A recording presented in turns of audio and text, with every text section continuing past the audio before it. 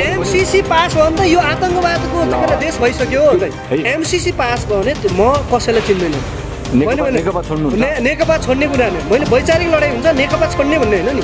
राष्ट्रघाती चाहिँ नेताहरूलाई जो चाहिँ एमसीसीको पक्षमा छन् तिनलाई सडकमा ल्याएर हामी कारबाही गर्छौँ। त्यो त गैर कानुनी भयो। गैर कानुनी होइन, सडकमा हामी यसो एमसीसी पास हुनु भने गैर कानुन होइन भने अरे के अरे गैर कानुन होइन। संसद हुँदैन। नेपालको के अरे पास भयो भने एमसीसीको पक्षमा मतदान गर्ने सांसदहरू सडकमा पछारिन्छन्। सामान्य प्रधानमन्त्रीज्यूलाई असल पार्ने नै यी भट्टाचारी मन्त्रीहरू क्या। तपाईँ यो कुरा मान्नुहुन्छ नमान्नुहुन्छ? भट्टाचारी मन्त्रीहरू के अरे केपी शर्मा ओलीलाई असल पार्ने को अहिलेको गोकुल बास्कोटा होइन, तपाईँको स्वास्थ्य मन्त्री, अर्थमन्त्री, तपाईँको रक्षा मन्त्री, यिनीहरूले गर्दा अहिलेको चाहिँ के अरे केपी शर्मा ओलीको चाहिँ नाम उहाँको चाहिँ गरिमामय बदनाम गर्ने काम गरेको छ। पक्कै पनि यिनीहरूको विषयमा समीक्षा हुनुपर्छ, स्थायी कमिटी बैठक बस्नुपर्छ। सचिवालय चाहिँ मन्त्री हेरफेर गर्ने कुरामा प्रचण्ड, माधव नेपाल, वामदेव गौतम र यिनीहरूको बिचमा एउटा किसिमको कोर्डिनेसन हुनुपर्छ। किनभने यदि चाहिँ प्रधानमन्त्रीज्यूले देशको चाहिँ विकास चाहनुहुन्छ, भ्रष्टाचार मुक्त नेपाल चाहिँ अभियानमा हुनुहुन्छ भने साँच्चै नारामा मात्र होइन, हामी व्यवहारिक हो क्या। नारामा धेरै लेख्यौँ हामीले। सडकबाट युवाहरू, तपाईँ जस्तै युवाहरूले यो 10 अर्बको हिसाब खोइ प्रधानमन्त्रीज्यू भनेर भन्नुभएको छ। प्रधानमन्त्रीले अथवा भनौँ अहिलेको सरकारले 10 अर्ब चाहिँ हरेक दिन यहाँ खर्च भयो भनेर त्यो देखाइदिनु नसके किन होला? देखाइदिनु पर्छ कि पर्दैन होला? तपाईँ त्यो हिसाब माग्नुहुन्छ कि माग्नुहुन्न? पक्कै पनि मेरो चाहिँ फ्यामिलीको गार्जियन मेरो ड्याडी हो। घरमा चाहिँ पैसा छ, यो पैसा हिजो अस्ति थियो नि बा यो कहाँ गयो भनेर हिसाब किताब गर्न पाउँछ। किनभने त्यसै भएर अहिलेको नागरिक अभिभावक सरकार सामान्य प्रधानमन्त्री 10 अरबको कुरा हिसाब उठाउनु कुनै चाहिँ अलोकतान्त्रिक होइन, लोकतान्त्रिक नै हो। तर चाहिँ मलाई लाग्छ 10 अरबको विषयमा प्रत्येक गाउँ वडामा चाहिँ बजेट पठाएको छ। त्यो कुराहरू नेपाली जनताले बुझ्नु छ। प्रदेशमा त्यो देखाउनु पर्छ। उसका चाहिँ सैनिकहरू जर्मनमा 52,000 छन्। त्यो 52,000मा 27,000 त्यहाँबाट निकालेर एसिया कन्ट्रीमा उसले आफ्नो सेना चाहिँ परिचालन गर्न चाहन्छ एमसीसी थ्रु मार्फत। एउटा चाहिँ जापान, एउटा नेपाल, एउटा चाहिँ के अरे भारतमा उसले आफ्नो सेना चाहिँ लागू गरेर देशको चाहिँ सार्वभौमिकता भूखण्डलाई चाहिँ कोल्यास पार्ने विभिन्न खाले प्रयत्न गरेको छ। यसप्रति हामी नेपाली जनता सजग छौँ, सचेत छौँ। यदि चाहिँ एमसीसी लागू भयो भने यहाँ हालत के हुन्छ भने यसलाई चाहिँ विश्वको आतङ्कवादी के अरे राष्ट्रको रूपमा चाहिँ विश्वले हेर्छ। यसलाई आतङ्कवादको चाहिँ ट्रान्जिट पोइन्ट हो भनेर उसले चाहिँ के अरे अमेरिकाले भनिसकेको छ। किनभने नेपाल देशलाई उसले आतङ्कवादको देश बनाउन चाहन्छ। यहाँबाट चाहिँ युद्ध गरेर चाइनालाई चाहिँ उसको हान्ने ठुलो चाहिँ रणनीति छ, स्ट्राटेजी छ। यो सपना हामी चाहिँ पुरा हुन दिँदैन। मङ्गली स्वागत छ। धन्यवाद, थ्याङ्क यू। ऋषि धमलासँग अन्तर्वार्ता गरेपछि त भूमिगत हुनुभयो, किन हो? अब यस्तो छ, भूमिगत भएको होइन। ऋषि धमला दाइसँग इन्टरभ्यू दिइसकेपछि मेरो त्रिभुवन विश्वविद्यालयमा अब चाहिँ एमफिलको क्लास सुरु हुँदैछ क्या। त्यसको विषयमा अब सरहरूसँग यसो कोर्डिनेसन गर्ने, इन्ट्रेक्सन गर्ने, कसरी जाने एमफिलको तयारीमा लागेँ दाइ। तर एक सँगसँगै देशको बारेमा चिन्ता छ। तपाईँको न्युज हेरिरहेको छु, देशभरिको चाहिँ न्युज हेरिरहेको छु, मिडियाको न्युज हेरिरहेको छु, देशमा के भइरहेछ। प्रत्यक्ष चाहिँ अप्रत्यक्ष रूपमा चाहिँ म चाहिँ तपाईँसँग चाहिँ सम्पर्कमै छु। प्रत्यक्ष रूपमा चाहिँ अब यसो अन्तर्वार्ता चाहिँ टाइम मिडियामा नबोलेको मात्रै होइन, आफूले रिजर्भ राख्न खोज्नुभयो होइन। रिजर्भ भन्दा पनि यस्तो हुँदा पहिला के भने अब चाहिँ आफू अध्ययनशील हुनुपर्छ होइन। हरेक क्षेत्रमा आफूले क्यापेबल बन्नुपर्छ। तपाईँ देश नेसनल इन्टरनेसनल हिसाबमा एक किसिमको चाहिँ पोलिटिक्सको फर्मको बारेमा अध्ययन गर्नुपर्छ भनेर म लागिरहेको थिएँ। रिजर्भ राखेको होइन, किनभने म निरन्तर नेपाली जनताको आवाजमा छु, तपाईँहरूसँगै छु। देशको चाहिँ विकास र समृद्धिको पक्षमै छु। देशको चाहिँ समग्र चाहिँ सामाजिक, आर्थिक र राजनीतिक रूपान्तरण होस् होइन। देशले चाहिँ निकास पाओस्, देशले समृद्धि पाओस्, नेपाली जनताले को समस्याको समाधान चाहिँ अन्त्य होस् होइन। नेपाली जनताले सुख पाओस्, रोजगारी पाओस् भनेर जुन खालको मेरो चिन्तन छ, यो चिन्तन कहिले पनि ब्याग हुनेवाला छैन। म किनभने राष्ट्रियताको सवालमा र नेपाली जनताको सवालमा नेपाली जनताको हितमा म पछि हट्नेवाला छैन। किनभने निरन्तर उनीहरूको आवाजमा म सदैव लड्नेछु। उनीहरूको हक र अधिकारको निम्ति बोल्दैछु। विगतमा जसरी सोसल मिडियामा मङ्गल थापालाई छरपष्ट देख्न पाइन्थ्यो अब त्यसरी चाहिँ देख्न पाइँदैन होइन? अब तपाईँ अब अलिकति म यसलाई अलि मिनिमाइज गर्ने तरिकाले म जान्छु दिन्छु, तर त्यो पहिलाको जस्तो त्यो दिनदिनै गर्ने यताउता भन्दा पनि अलिकति के अरे प्राज्ञिक ढङ्गले वैज्ञानिक ढङ्गले मिडियामा आउने, अब दिनदिनै आएर त्यसको त्यतिको सान्दर्भिक र त्यसको अर्थपूर्ण हुँदैन। किनभने हामी साँच्चै देशको सामाजिक आर्थिक राजनीतिक रूपान्तरण चाहन्छौँ भने डेली मात्र मिडियामा बुलन्द आवाज पारेर मात्र त्यसको समस्या समाधान हुँदैन।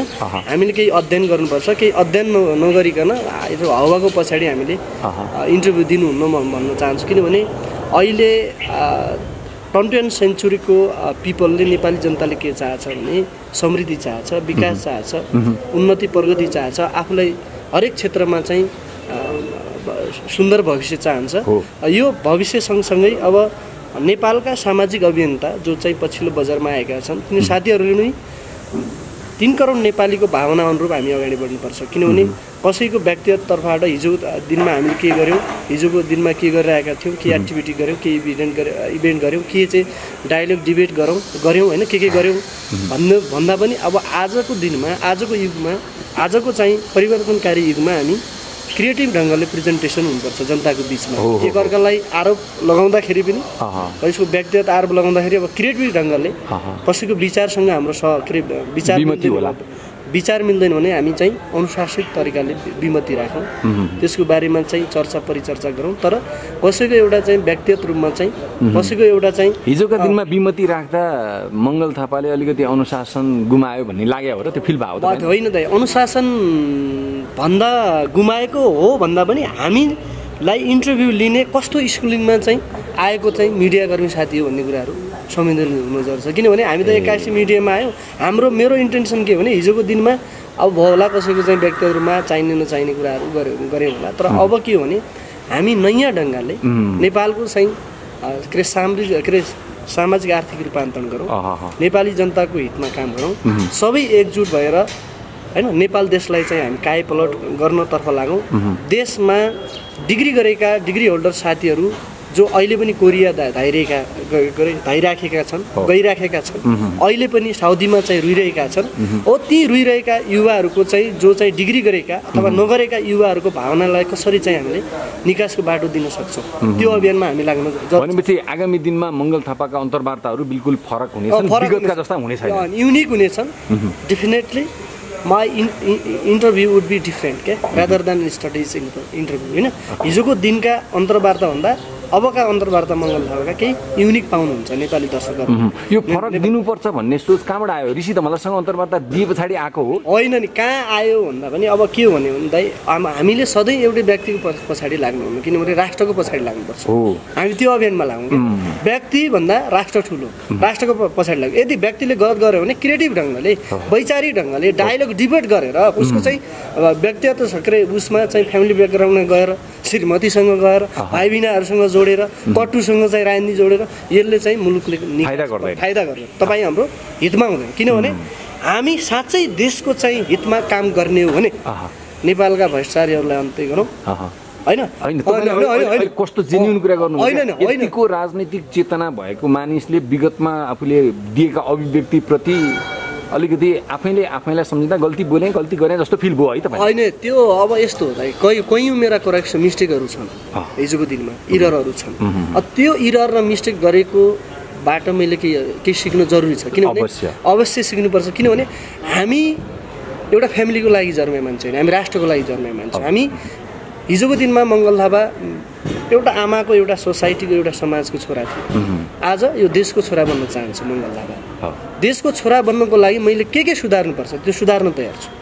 देशको चाहिँ छोरा बन्नको लागि मैले के त्याग र बलिदान र सङ्घर्ष गर्नु भनेपछि विगतमा तपाईँको अन्तर्वार्ता हेरेर कहीँ कतै कोही नेपाली नागरिकलाई मनमा ठेस लागेको छ भने मङ्गल थापाले माफी मागेर होइन मैले भने नि त मैले चाहिँ यदि देशको पक्षमा बोल्दै गल्ती भयो भने मैले चाहिँ केही मिस्टेकहरू केही स्टेटमेन्ट केही आर्गुमेन्टहरू गल्ती बोलेको छु भने त म नेपाली जनतासँगै छु। नेपाली जनतासँगै चाहिँ हरेक कुरामा म माफी मागौँला। महानता नै त्यही हो। नेपाली जनताको भावनाहरू काम गर्नेछु, देशको भावनाहरू काम गर्नेछु, देशको साइकोलोजी देशले के भन्छ वाट नेसन सेज नेसनले जे चाहन्छ मङ्गल थापा त्यही गर्छ त्यही गर्छ त्यही बोल्छ ऋषि धमलासँगको अन्तर्वार्ता तपाईँको टेलिभिजनमा पहिलो अन्तर्वार्ता हो पहिलो अन्तर कस्तो भयो भन्नु त पहिला काठमाडौँ टेलिभिजनमा दिएको थिएँ होइन त्यसपछि स्याटेलाइट टेलिभिजनमा पहिलो अन्तर्वार्ता हो अब त्यो अन्तर्वार्ताले मलाई धेरै कुराहरू सिकाएको पनि छ त्यहाँबाट त्यो इन्टरभ्यूमा पनि केही मिस्टेकहरू भएको छन्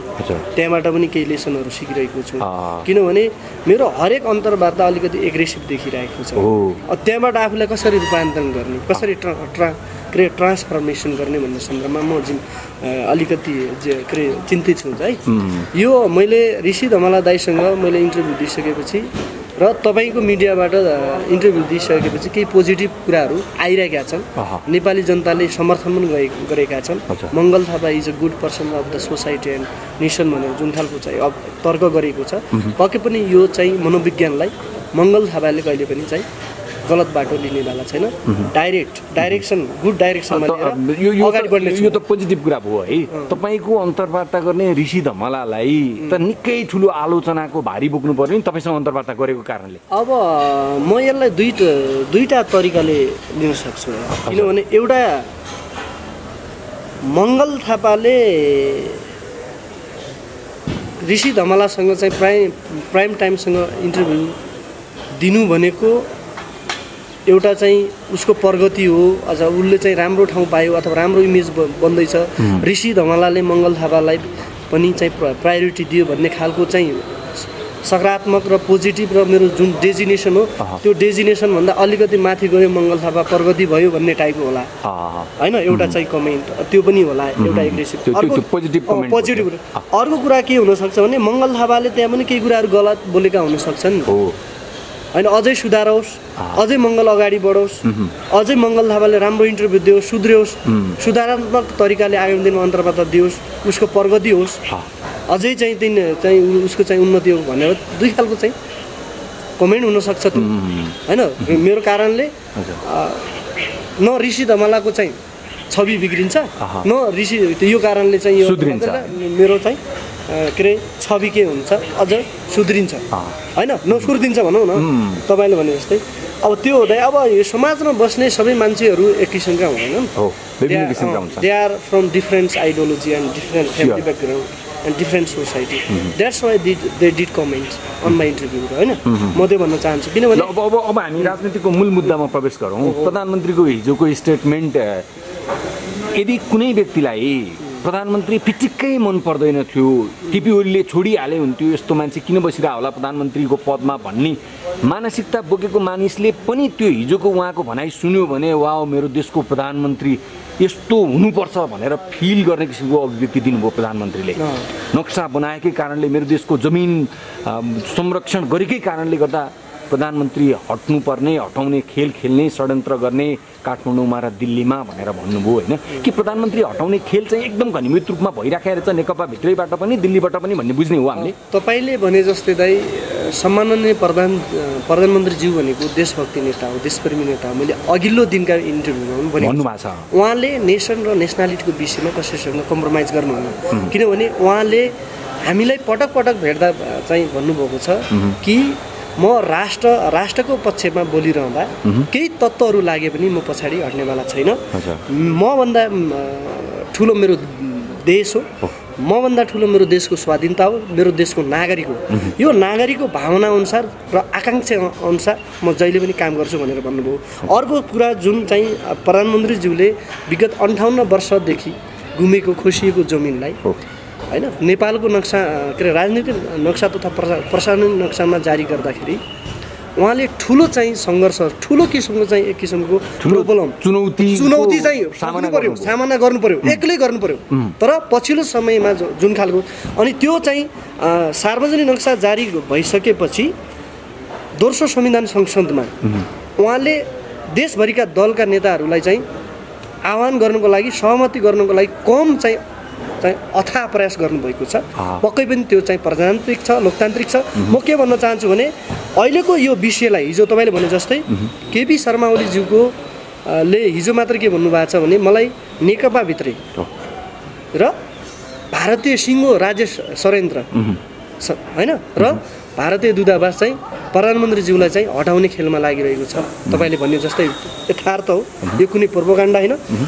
अब म यो चाहिँ अहिलेको चाहिँ प्रधानमन्त्रीलाई चाहिँ हटाएर मुलुकको समस्याको समाधान हुँदैन, किनभने त्यो नेपाली जनताले प्रश्न बुझ्न आवश्यक छ। म नेपाली जनतालाई के अपिल गर्न चाहन्छु भने कि यदि अहिलेको चाहिँ अहिलेको समयमा सम्माननीय प्रधानमन्त्रीज्यूलाई हटायो भने मुलुकको समस्याको समाधान हुँदैन। कालापानी लिपुलेक पनि नेपालको हुँदैन र अझ बढेर जान्छ। नेपालका यी समस्याहरूलाई भारतले अझै चाहिँ प्रभावी ढङ्गले अगाडि बढाउँछ र म यो चाहिँ अहिलेको प्रधानमन्त्रीज्यूलाई चाहिँ हटाउने खेल गरिरहेका नेकपाका भित्रै नेताहरू भनेको तिनीहरू राष्ट्रघाती हुन्, तिनीहरू देशद्रोही हुन्, देशको उन्नति प्रगति चाहँदैनन्। म नेकपा नेपाल कम्युनिस्ट पार्टीका चाहिँ नेता जो चाहिँ सम्माननीय प्रधानमन्त्रीज्यूलाई चाहिँ हटाउन लागिरहेका छन्, जो चाहिँ भारतीय दूतावासमा धाइरहेका छन्, नरेन्द्र मोदीसँग प्रत्यक्ष चाहिँ सम्पर्कमा वार्ता गरिरहेका छन्, यी दलालहरूलाई म के अपिल गर्न चाहन्छु भने दलालहरू यदि चाहिँ सम्माननीय प्रधानमन्त्रीज्यूलाई यो अवस्थामा तपाईँले चाहिँ हटाउने प्रयत्नशील छौ भने, त्यो खालको मेहनत गरिरहेका छौ भने पक्कै पनि नेपाली जनताले तपाईँलाई हिसाब किताब गर्नेछन्, हामीले हिसाब किताब गर्नेछौँ। किनभने सम्माननीय प्रधानमन्त्रीज्यूले भनिसक्नुभएको छ, भारतीय चाहिँ सरकारले, मोदी सरकार, दलाल सरकारले मेरो पद कुनै पनि चाहिँ रौँ हल्लाउनेवाला छैन। किनभने यो त नेपाली जनताले जनादेश र मतादेश गरेर 2/3 2/3 मेजोरिटीको गभर्मेन्ट केपी शर्मा ओलीलाई जिम्मेवार दिएको। त्यो जिम्मेवार किन दिएको? देशमा विकास होला, देशमा समृद्धि होला, नेपाली जनताले चाहिँ विगतमा भोगिरहेका समस्याहरूको समाधान होला भनेर उहाँलाई चाहिँ राष्ट्र सेवक नेताको रूपमा उहाँलाई जनताले मतदान गरेको हो। यो 2/3 सरकारको चाहिँ मतादेशलाई चाहिँ कसैले चाहिँ कोल्याप्स पार्न त्यो खालको चाहिँ अभ्यास गर्छ, त्यो खालको मेहनत गर्छ भने त्यसको हिसाब किताब हामी देशभक्त नेपाल कम्युनिस्ट पार्टीका कार्यकर्ता र नेताले गर्नुपर्छ। म भन्न चाहन्छु देशद्रोही पार्टी पनि नेकपा भित्रै रहेछन्, किनभने अहिलेको त 2/3 सरकार हो नि त। नेपाली कङ्ग्रेसले चाह्यो भने गर्न सक्दैन, हटाउन सक्दैन होइन, तर तपाईँको मोदीले चाह्यो भने हटाउन सक्दैन। हो, यो हटाउनुको निम्ति त नेकपै भित्र चाहिँ के छ, छलफल भइरहेको छ। किनभने उनीहरू देशको हितमा छैनन्, जो चाहिँ लिम्बुवादुरा कालापानी लिपुलेक भारतलाई बुझाउनुपर्छ भनेर तपाईँले उपेन्द्र समाजवादी पार्टीले अस्ति सरिता गिरीलाई चाहिँ के गर्यो, कारवाही गर्यो भनेर चाहिँ खै त्यो कानुनी रूपमा वैधानिक रूपमा कारवाही गरेको छैन, आधिकारिक छैन, उल्टा उसलाई चाहिँ संरक्षणतिर लागेका छन् भन्ने कुराहरू मैले सुनेको छु। हो, यो चाहिँ अभियानमा लागेका, जो चाहिँ देशद्रोहीको अभियानमा लागेका, देशलाई चाहिँ सिरिया बनाउने, अफगानिस्तान बनाउने जुन खालको चाहिँ प्रयत्न भइरहेको छ, यसका विरुद्धमा हामी सम्पूर्ण देशभक्त युवाहरू एकजुट हौँ। किनभने अहिले कसैलाई गाली गर्नुभन्दा पनि एकातिर देश कोरोनाको कहरबाट गुर्जिरहेको छ। यो समस्यामा देशको नागरिक र प्रत्येक पार्टीका चाहिँ नेताहरूले अहिलेको सरकारलाई सहयोग गर्नुपर्छ। यदि सहयोग गर्दै गर्दै, मेहनत गर्दा गर्दै, समर्थन गर्दा गर्दै नेपाल सरकारका केही चाहिँ मान्छेहरूले गलत खालको काम गर्छन् भने त्यसको विरुद्धमा हामी लड्नु तयार हुनुपर्छ। म यो भन्न चाहन्छु। किनभने तपाईँ यहाँ सुन्नुहोस्, अहिले पछिल्लो समयमा नेपालको भौगोलिक अखण्डता, भौगोलिक स्वतन्त्रता, सार्वभौमिकता र संविधानको विषयमा सम्माननीय प्रधानमन्त्रीज्यू एकदम के हुनुहुन्छ, गम्भीर हुनुहुन्छ, चिन्तित हुनुहुन्छ। उहाँको यो चाहिँ विश्वासलाई, यो विचारलाई नेपाली जनताले सहयोग गर्नुपर्छ।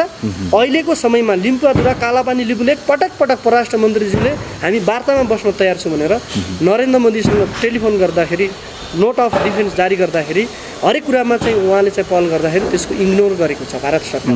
किनभने ऊ त नेपालको चाहिँ हरेक टेरिटोरी जमिनलाई के गर्न चाहन्छ, अतिक्रमण गर्न चाहन्छ, खोज्न चाहन्छ। नेपालको चाहिँ उन्नति प्रगति कहिले पनि चाहिँ चाहेन क्या भारत सरकारले। भारतको नेताहरूले कुनै पनि नेता, चाहे त्यो भारतीय जनता पार्टीका नेता कार्यकर्ता हुन्, चाहे त्यो नेपाली काङ्ग्रेसको नेपाली काङ्ग्रेसका साथीहरू, चाहे त्यो अरविन्द केजरीवाल हुन्, जो चाहिँ नेता भए पनि नेपालको पक्षमा तिनीहरूले कहिले पनि चाहिँ सोचेनन्। तर स्वार्थ पैसा दिएर हुन्छ कि नेताहरूलाई किन्न सक्ने गरेर हो कि नेपालको सार्वभौमिकतालाई सधैँ चाहिँ उनीहरूले कमजोर बनाउन काम गरे। अब यो चाहिँ 20th सेन्चुरीको नेपाली जनताले यो काम हुन दिन्न, खबरदार गर्न चाहन्छ के। किनभने अहिलेको 20th सेन्चुरीको मङ्गलजी, प्रधानमन्त्रीले राष्ट्रियताको सवालमा देखाउनु भएको अडानको प्रशंसा गर्ने शब्द नेपाली जनतासँग छैन हैन त्यति महत्त्वपूर्ण काम गर्नु भएको छ उहाँले तर उहाँ केही विषयमा चाहिँ चुक्नु भएको छ है भ्रष्टाचारको विषयमा जस्तै यो एमसीसी को विषयमा एमसीसी को विषयमा मलाई लाग्छ प्रधानमन्त्रीज्यूले चाहेको भए उहिले पास गर्नु सक्थ्यो के यदि देउवाले केपी शर्मा ओलीको दुईटै सरकारको चाहिँ त्यो किसिमको नेतृत्व गरे भए उहिले गरिसक्थ्यो के देउवाले हैन अहिलेको सम्माननीय प्रधानमन्त्रीज्यू मलाई लाग्छ एमसीसी को बारेमा उहाँले अध्ययन गर्नुभएको छ उहाँले राम्रोसँग डिप अध्ययन गर्नुभएको छ अब यो भएको कारणले उहाँले एमसीसी पास गर्नुहुन्न भन्ने मलाई लाग्छ किनभने एमसीसी खारेज हुनुपर्छ एमसीसी देशको हितमा छैन लोकतन्त्रको हितमा छैन भौगोलिक अखण्डताको पक्षमा छैन किनभने यो इन्डो पेसिफिक स्ट्राटेजी अन्तर्गत भएको चाहिँ एउटा चाहिँ के हो कम्पनी हो मिलिटरी स्ट्राटेजी भएको हो चाहिँ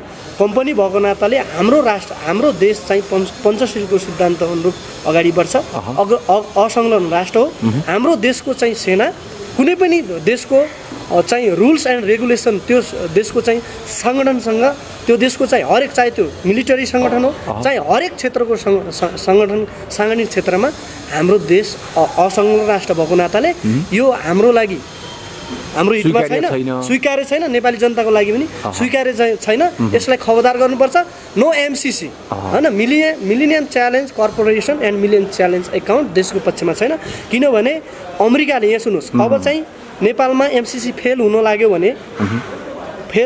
भनेर उसले चाहिँ विभिन्न किसिमका प्रोपागन्डाहरू विश्वमा नेपालको बदनाम गरिरहेको छ अस्ति मात्र सोमालियाको एउटा आतंकवादी मर्यो त्यो नेपालको हो भनेर अमेरिकन विदेश मन्त्रीले भनेको छ यो यस्ता उसले चाहिँ एक्टिभिटिजहरू अर्को रूपमा मुख्य प्रश्न पार्न चाहन्छु भने नेपाली जनतालाई उसका चाहिँ सैनिकहरू जर्मनमा 52,000 छन् त्यो 52,000मा 27,000 त्यहाँबाट निकालेर एसिया कन्ट्रीमा उसले आफ्नो सेना चाहिँ परिचालन गर्न चाहन्छ एमसीसी थ्रु मार्फत एउटा चाहिँ जापान एउटा नेपाल एउटा चाहिँ के अरे भारतमा उसले आफ्नो सेना चाहिँ लागू गरेर देशको चाहिँ सार्वभौमिकता र भूखण्डलाई चाहिँ कोल्यास पार्ने विभिन्न खाले प्रयत्न गरेको छ यसप्रति हामी नेपाली जनता सजग छु सचेत छु यदि चाहिँ एमसीसी लागू भयो भने यहाँ हालत के हुन्छ भने यसलाई चाहिँ विश्वको आतंकवादी के अरे राष्ट्रको रूपमा चाहिँ विश्वले हेर्छ यसलाई आतंकवादको चाहिँ ट्रान्जिट पोइन्ट हो भनेर उसले चाहिँ के अरे अमेरिकाले भनिसकेको छ किनभने नेपाल देशलाई उसले आतंकवादको देश बनाउन चाहन्छ यहाँबाट चाहिँ युद्ध गरेर चाइनालाई चाहिँ उसको हान्ने ठुलो चाहिँ रणनीति छ स्ट्राटेजी छ यो सपना हामी चाहिँ पुरा हुन दिँदैनौँ किनभने एमसीसी यदि नेपालमा आयो भने त्यसका दफा तपाईँको धारा 3 उपदफा 3 को चाहिँ 6 को कुराहरू छ 4, 5, 6, 7 का कुराहरू छन् त्यसका चाहिँ हरेक चाहिँ के अरे पोइन्टहरू के छन् भने नेपालको चाहिँ भौगोलिक अखण्डतालाई नेपालको सार्वभौमिकतालाई नेपाली जनताको चाहिँ स्वाधीनतालाई समाप्त पार्ने जुन खालको चाहिँ व्याख्या विश्लेषण गरेको छ यो चाहिँ यस्ता खालका चाहिँ नीति पद्धति नेपाली जनताको हितमा छैन अब एमसीसी खारेज गर्नुपर्छ क्या यसको टेबुलेसनै हुँदैन अब 17 गते सारिसक्यो सभामुखले अब केपी शर्मा ओलीज्यू मैले सुनेको छु उहाँ चाहिँ ब्याक भइसक्नु भयो कि अब उहाँलाई चाहिँ नेपालको टेरिटोरी कसरी जोगाउने यो लिम्पादुरा कालावन लिम्बुले अब चाहिँ आधिकारिक ढङ्गले कसरी चाहिँ ल्याउने भन्ने सन्दर्भमा उहाँको चाहिँ गहिरो चिन्ता छ अर्को चिन्ता भनेको उहाँको चाहिँ देशको भौगोलिक अखण्डताको विषयमा छ एमसीसी पास गर्नै हुन्न क्या किनभने गर्ने पक्षमा मलाई लाग्छ उहाँले गर्नुहुन्न मैले अस्तिको मिडिया इन्टरभ्यूमा यदि पास गर्नुभयो कुनै कारणले कुनै दबाब खेप्नै नसकेर पास गर्नुभयो मैले भनिहालेँ नि तपाईँ नेपाल आतंकवादको चाहिँ विरुद्धमा छ आतंकवादको पक्षमा छैन नेपाल देश भनेको विश्वको शान्तिको प्रतीक देश हो किनभने गौतम बुद्ध पनि यही जन्मेको देश हो हामी कुनै पनि विश्वयुद्ध कुनै पनि लडाइँ अन्तर्राष्ट्रिय लडाइँ वार हुँदा पनि हाम्रो चाहिँ के हुन्छ असंलग्न हुन्छ कसैसँग हाम्रो सपोर्ट हुँदैन हामी चाहिँ वैज्ञानिक र प्राकृतिक ढङ्गले नेपालको समस्याको समाधान गर्ने र विश्वको राजनीति मञ्चमा पनि विश्वको राजनीति इतिहासमा अथवा विश्वको चाहिँ शक्तिशाली राष्ट्रको बीचमा पनि हामी वारका पक्षमा छैन भनेर त्यो खालको मेसेज नेपाली जनताले दिनुपर्छ नेपाली पोलिटिसियनले दिनुपर्छ वेट एन्ड सीको विषय भयो एमसीसी सरकारले पास गर्छ कि गर्दैन भन्ने कुरा अब पास गर्यो भने एमसीसी पास भयो भने त यो आतंकवादको देश भइसक्यो देश समाप्त कुरा गरौँला अब एमसीसी पास भयो भने तपाईसँग यही ठाउँमा फेरि हामी बहस गरौँ हैन दाइ एमसीसी पास भयो भने म कसैलाई चिन्दैन नेकपा छोड्नु नेकपा छोड्ने कुरा होइन मैले वैचारिक लडाइँ हुन्छ नेकपा छोड्ने भन्ने होइन नि राष्ट्रघाती चाहिँ नेताहरूलाई जो चाहिँ एमसीसी को पक्षमा छन् तिनलाई सडकमा ल्याएर हामी कारबाही गर्छौँ त्यो त गैर कानुनी भयो गैर कानुनी होइन सडकमा हामी सुन्नु एमसीसी पास हुनु भने गैर कानुन होइन भने अरे के अरे गैर कानुन होइन संसदबाट पास भयो भने संसद हुँदैन नेपालको के अरे पास भयो भने एमसीसी को पक्षमा मतदान गर्ने सांसदहरू सडकमा पछारिन्छन् सिधै पछारिन्छन् यो कुरामा क्लियर हुनुहोस् क्या तपाईँ एमसीसी पक्षमा मलाई लाग्छ यो टेबुलेसनै हुँदैन संसदमा यसको डिबेट हुँदैन जस्तो लाग्छ यदि डिबेट भइहाल्यो भने त्यो चाहिँ एमसीसी हटाउने पक्षमाको डिबेट हुन्छ डायलग हुन्छ अरे यहाँ चाहिँ यो एमसीसी मैले भने नि अमेरिकाले नेपाललाई चाहिँ एमसीसी लागू गर्नु भनेको नेपालको स्वाधीनतालाई कोल्याप्स पार्नु नेपाललाई युद्ध भूमि बनाउनु यो तपाईले भनिसक्नुभयो अब अर्को कुरा गरौँ हामी अन्ततिर पनि छौँ भ्रष्टाचारमा केन्द्रित बनेर थोरै कुराकानी गरौँ न अहिले भ्रष्टाचार भएकै छैन भ्रष्टाचार भयो भन्नेहरू चाहिँ यिनीहरू प्रतिगमनकारीहरू हुन् यिनीहरू काङ्ग्रेसीहरू हुन् भनेर नेकपाका नेताहरूले प्रधानमन्त्रीले नै डिफेन्स गरिराख्नु भएको छ तपाईँ एउटा सच्चा राष्ट्रवादी देशभक्त युवा हो भने तपाईँ त्यही कुरामा सहमति जनाउनुहुन्छ अथवा भ्रष्टाचार चाहिँ गरिराखेका छन् है यिनले भन्नुहुन्छ होइन म के भन्न चाहन्छु भनेलाई भ्रष्टाचार हिजोको भ्रष्टाचारभन्दा अहिलेको भ्रष्टाचार धेरै चाहिँ नियन्त्रण भएको छ तपाईँले केपी शर्मा ओलीज्यूको सरकारभन्दा अगाडिको दिनहरूमा कयौँ भ्रष्टाचारीहरूलाई पनि पक्राउन कानुनको दायरामा अहिलेको क्याबिनेटमा तपाईँको आफन्त त कोही छैन नि मेरो आफन्त कोही छैन म नेपोटिजम र फेभरेटिजमको आधारमा आलोचना गर्ने त्यसो हो भने तपाईँले त आफूलाई राष्ट्रवादी नेता बनाउने हो भने त नेताको आलोचना गर्ने समय नै यही हो 7 रुपियाँको मार्क्सलाई 53 रुपियाँमा किनेका छन् अनि तपाईँले भ्रष्टाचार भएको छैन केपी ओलीको पालामा भन्दा जनताले पचाउँछन् त यहाँ सुन्नुहोस् केपी शर्मा ओलीज्यूको पालामा भ्रष्टाचार भएकै छैन भन्न म सक्दैन भ्रष्टाचार भएको होला भएको पनि छ त्यो कुराहरूमा केपी ओलीले भ्रष्टाचार गरेको छैन अहिलेको सम्माननीय प्रधानज्यूको केसमा जाने हो भने उहाँका आसेपासेले गरे अनि उहाँको भाषामा एउटा फाइल पनि उहाँको चाहिँ भ्रष्टाचारको विषयमा कहीँ पनि गएको छैन उहाँको आसेपासेले गरेको होला त्यो कुरामा म सहमत छु म सम्माननीय प्रधानमन्त्री ज्यूको मात्र म चाहिँ के अरे उसको राम्रो पक्षको चाहिँ सपोर्ट गर्ने मान्छे हो अरूको मलाई पुरै ठेक्का किन लिने भ्रष्टाचार भएको छ अरूले मन्त्रीहरूले गरेको यदि चाहिँ त्यो खालको प्रमाण भेटेको छ भने तिनीहरूलाई नेपाली जनताले कारवाही गर्नुपर्छ कानुनको कटरमा ल्याउनुपर्छ संविधानले कानुनले कारवाही गर्नुपर्छ मलाई लाग्छ केही बेलाले पनि उहाँलाई संरक्षण गर्नुहुन्न अनि उहाँ चाहिँ अब मलाई लाग्छ भ्रष्टाचारी के अरे मन्त्रीहरूलाई पनि हटाउने खालको रिमुभ गर्ने खालको त्यो खालको चाहिँ उहाँको तयारीमा हुनुहुन्छ भन्ने चाहिँ मैले सुनेको छु प्रत्यक्ष रूपमा उहाँसँग त भेट भएको छैन अहिले किनभने पुराना छ अब त्यो कुरा मैले हल्ला सुनेको छु भ्रष्टाचारीहरूलाई मैले भने अहिलेको मन्त्रीले अहिलेको यहाँ सुन्नु सम्माननीय प्रधानमन्त्रीज्यूलाई असल पार्ने नै यी भ्रष्टाचारी मन्त्रीहरू हुन् क्या तपाईँ यो कुरा मान्नुहुन्छ नमान्नुहुन्छ भ्रष्टाचारी मन्त्री के अरे केपी शर्मा ओलीलाई असल पार्ने को अहिलेको गोकुल बास्कोटा होइन तपाईँको स्वास्थ्य मन्त्री अर्थमन्त्री तपाईँको रक्षा मन्त्री यिनीहरूले गर्दा अहिलेको चाहिँ के अरे केपी शर्मा ओलीको चाहिँ नाम उहाँको चाहिँ गरिमामय बदनाम गर्ने काम गरेको छ पक्कै पनि यिनीहरूको विषयमा समीक्षा हुनुपर्छ स्थायी कमिटी बैठक बस्नुपर्छ सचिवालय चाहिँ मन्त्री हेरफेर गर्ने कुरामा प्रचण्ड माधव नेपाल वामदेव गौतम र यिनीहरूको बिचमा एउटा किसिमको कोअर्डिनेसन हुनुपर्छ किनभने यदि चाहिँ प्रधानमन्त्रीज्यूले देशको चाहिँ विकास चाहनुहुन्छ भ्रष्टाचार मुक्त नेपालको चाहिँ अभियानमा हुनुहुन्छ भने साँच्चै नारामा मात्र होइन हामी व्यवहारिक हौँ क्या नारामा धेरै लेख्यौँ हामीले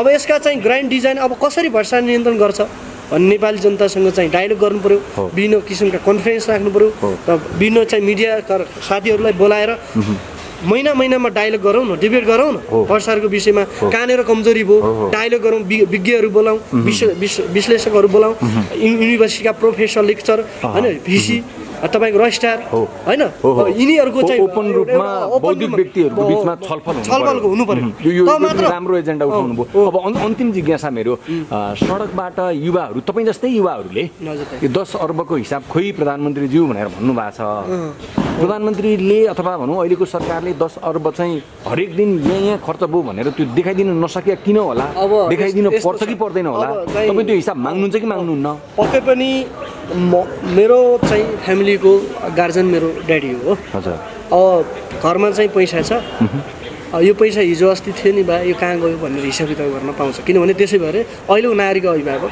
सरकार हो सामान्य प्रधानमन्त्री 10 अरबको कुरा हिसाब उठाउनु कुनै चाहिँ अलोकतान्त्रिक होइन लोकतान्त्रिक नै हो तर चाहिँ मलाई लाग्छ 10 अरबको विषयमा प्रत्येक गाउँ वडामा चाहिँ बजेट पठाएको छ त्यो कुराहरू नेपाली जनताले बुझ्नु छ। परदेशमा त्यो चाहिँ देखाउनु पर्छ। नेपाली जनताले माग्छन् भने देखाउनु किन आपत्ति भने क्या। तपाईँले परदेश के अरे 754 सरकार छ, त्यो सरकारमा त्यही 10 अरबको चाहिँ के गएको छ, बजेट गएको छ। तर त्यो बजेटलाई स्थानीय सरकारले अथवा प्रदेश सरकारले अथवा सङ्घीय सरकारले मिसयुज गरेको छ भने, त्यसको भ्रष्टाचार गरेको हो भने त्यसको छानबिन हुनुपर्छ होइन। हामी अहिलेको चाहिँ तपाईँको भ्रष्टाचारको क्षेत्र भने केन्द्रीय सरकार भन्दा पनि तपाईँको स्थानीय सरकार र प्रदेश सरकारको चाहिँ एक खालको चाहिँ बजेट अनुसार काम गरेन भन्ने खालको चाहिँ आएको छ जनताबाट आवाज। त्यो आवाज चाहिँ नेपाली जनताले उठाउनु स्वाभाविक हो किनभने राज्यको जनताको पैसा हो, जनताबाट जवाफदेहिता चाहिँ हुनु पर्यो राज्यमा हैन, एकाउन्टेबिलिटी हुनुपर्छ। State of accountability for what, for Nepali जनताको लागि के होइन। किनभने उनको चाहिँ आकाङ्क्षा विचार हामी तिमीहरूका चाहिँ भावनाहरूलाई चाहिँ अगाडि बढाउँछौ, तिमीहरूका समस्याको समाधान हुन्छौ, द्वितीय सरकार आएपछि कम्युनिस्टको सरकार आएपछि समस्या कतै पनि हुँदैन भनेर जुन खालको घोषणामा चुनावी घोषणामा छन्, त्यो कुरा पनि हामीले समीक्षा गर्नु जरुरी छ। नेपाली जनताले 10 अरब माग्नु हिसाब किताब माग्नु स्वाभाविक हो, सान्दर्भिक छ, राज्यले जवाफ दिनुपर्छ, लोकतान्त्रिक छ, प्रजातान्त्रिक छ, राज्यले यसको चाहिँ जवाफ दिनुपर्छ नेपाली जनतालाई। मङ्गलजी, सरकारको प्रति तपाईँ सरकार समर्थित राजनीतिक दलकै एउटा विद्यार्थी नेताको हैसियतमा आलोचनात्मक समर्थन गर्ने जुन हिम्मत राख्नुभयो, महत्त्वपूर्ण कुराकानी गरियो, यहाँलाई धेरै धेरै धन्यवाद व्यक्त गर्छौँ हामी। तपाईँलाई पनि थ्याङ्क यू सो मच भन्न चाहन्छु दाइ। अब मेरा चाहिँ आवाजहरू बुलन्द पारिदिनु भयो, सम्प्रेषण गरिदिनु भयो नेपाली जनताको बिचमा होइन, आदान प्रदान गरिदिनु भयो, यसको लागि धन्यवाद छ। हामी आगामी दिनमा नेपालको राजनीतिसँगै छु, अवश्य नेपालको मिडियासँगै छु, नेपालको चाहिँ हरेक एक्टिभिटिजसँगै छु। नेपालमा अन्यायमा परेका युवाहरूलाई, पीडामा परेका चाहिँ नागरिकहरूलाई हामीले चाहिँ सम्पूर्ण तपाईँ मिडियाकर्मी क्षेत्रबाट चाहिँ म चाहिँ स्टुडेन्ट लिडरको क्षेत्रबाट के गर्न सकिन्छ हामी गरौँ। आगामी दिनमा समृद्ध नेपाल, सुखी नेपालका नाराहरू चाहिँ हामी व्यवहारिक रूपमा चाहिँ अगाडि बढौँ। हामी अहिलेको सरकारलाई पोजिटिभ कुराहरूलाई समर्थन गरौँ, राष्ट्रियताको विषयमा अहिलेको सरकारलाई समर्थन गरौँ, भ्रष्टाचारको विषयमा खबरदार गरौँ होइन, तपाईँ अनियमितताको विषयमा हामी चर्को आवाज उठाउँ भन्दै मेरा विचारहरू यहीँ समाप्त गर्छु। Thank you so much. Thank you.